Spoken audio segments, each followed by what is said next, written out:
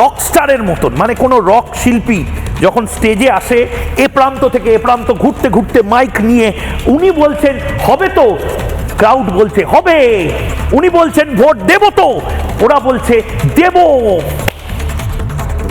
আজ মমতা বন্দ্যোপাধ্যায় মানে এটাই বোধহয় বলে একটা ব্র্যান্ডের শেষ হয়ে যাওয়ার আগের টিমটিম করে জ্বলতে থাকা কিছু মুহূর্ত।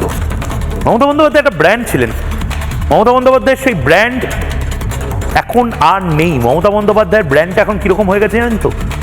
এই হাওড়া দিয়ে যাবেন, এই হুগলি দিয়ে যাবেন, বা আমাদের বিভিন্ন আসানসোল চিত্তরঞ্জনের শিল্প তালুক দিয়ে যাবেন, এককালের গম গম করে চলতে থাকা জুট মিলগুলো, এককালের গম গম করে চলতে থাকা ইঞ্জিনিয়ারিং ফ্যাক্টরিগুলো, তার যে অবস্থা এখন হয়েছে, একটা সময় খুব বড় কোম্পানি ছিল কিন্তু এখন টিম টিম করে জ্বলছে বা তালা আটকে লকডাউন হয়ে পড়ে আছে। তৃণমূল কংগ্রেসের ব্র্যান্ডটা এরকম অবস্থায় আছে। অনেকের খারাপ লাগছে, মানে হাসিও পাচ্ছে না, অনেকের খারাপ লাগছে এটা ভেবে কোন মমতা বন্দ্যোপাধ্যায়কে 90-এর দশকে দেখেছি, সিঙ্গুরে মমতা বন্দ্যোপাধ্যায়ের জনসভা দেখেছি, আর আজকের মমতা বন্দ্যোপাধ্যায় জননেত্রীকে নিজে বলতে হচ্ছে কেউ কোনো কথা বলছে না। আরেকবার দেখুন,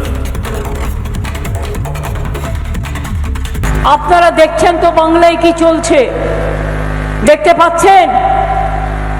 এসআইআর লাইন দিয়েছিলেন, ভোট তুলতে গিয়ে মা বোনেরা এসআইআর লাইন দিয়েছিলেন, সাধারণ মানুষ এসআইআর লাইন দিয়েছিলেন, ভোট তুলতে গিয়ে আরে কথা বলেন না কেন? নোটবন্দিতে লাইন দিয়েছিলেন, মা বোনেরা দেননি। মমতা বন্দ্যোপাধ্যায়ের পাশে কেউ নেই, এটাই সবচেয়ে বড় শিরোনাম, যে শিরোনামটা মিনমিনে মিডিয়া চালাতে ভয় পাচ্ছে। কারণ মিনমিনে মিডিয়ার একটা কম্পালশন রয়েছে। মমতা বন্দ্যোপাধ্যায়কে এখনো সুপার ব্র্যান্ড হিসেবে দেখালে মিনমিনে মিডিয়া ভাবছে যে মিনমিনে মিডিয়ার দোকানটা খোলা থাকবে।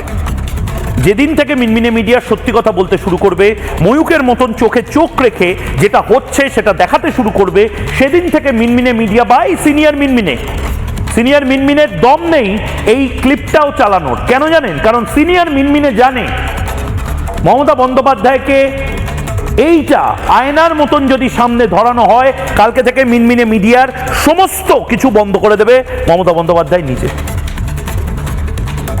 এবং সে কারণে মিনমিনে মিডিয়া এখনো গুজবের ফ্যাক্টরি খুলে বসে রয়েছে। তৃণমূল কংগ্রেস একটা কথা বলে দিল, মমতা বন্দ্যোপাধ্যায় একটা কথা বলে দিল, মিনমিনে মিডিয়াও হই হই করে বলতে শুরু করে দিল এটা নাকি ভয়ঙ্কর বড় একটা চক্রান্ত।